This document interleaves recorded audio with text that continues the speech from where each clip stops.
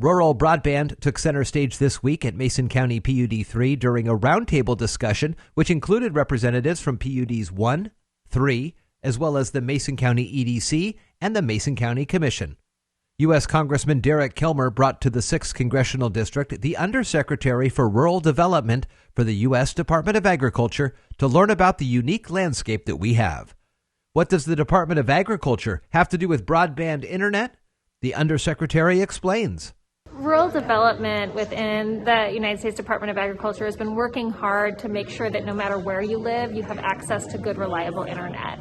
Rural development is the only federal agency that actually has the mandate to serve rural communities. And we know how important that is because when rural America thrives, all of America thrives. Whether it's feeding our country, whether it's fueling our country, whether it's clothing our country, whether it's providing great recreational opportunity.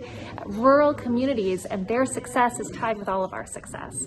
And no place is that more true than when it comes to good, reliable internet, so that kids can learn and build more future opportunity for rural areas, so that retirees, if it's your mom or your dad or your grandparents, can be safe in their homes and receive the telemedicine that they need to continue to do that, or whether it's attracting new businesses, new opportunities to communities so that we can all thrive more together. When you're always online, you may not realize that just outside the urban areas, broadband is just as necessary, but sometimes unavailable in that last mile hookup. Well, I think people who have spent their lives in urban areas get for granted that they're going to have access. They have Wi-Fi for their computers and they have cell service.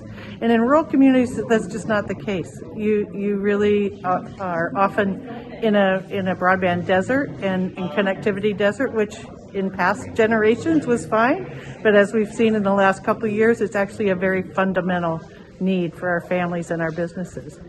Congressman Kilmer likened this push to the rural electrification of generations ago. Yeah, I think as we look at life in 2022, access to the internet is just like a rural electrification was in prior generations. You just need it.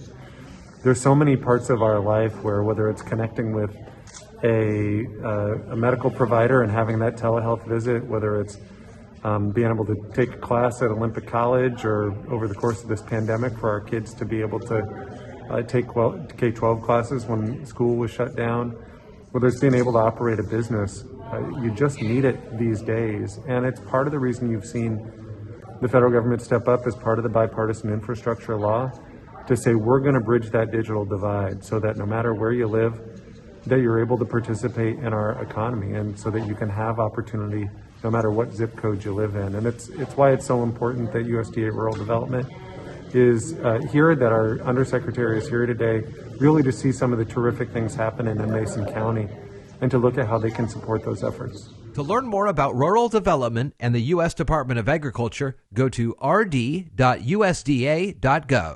For iFiber One, I'm Jeff Slakey.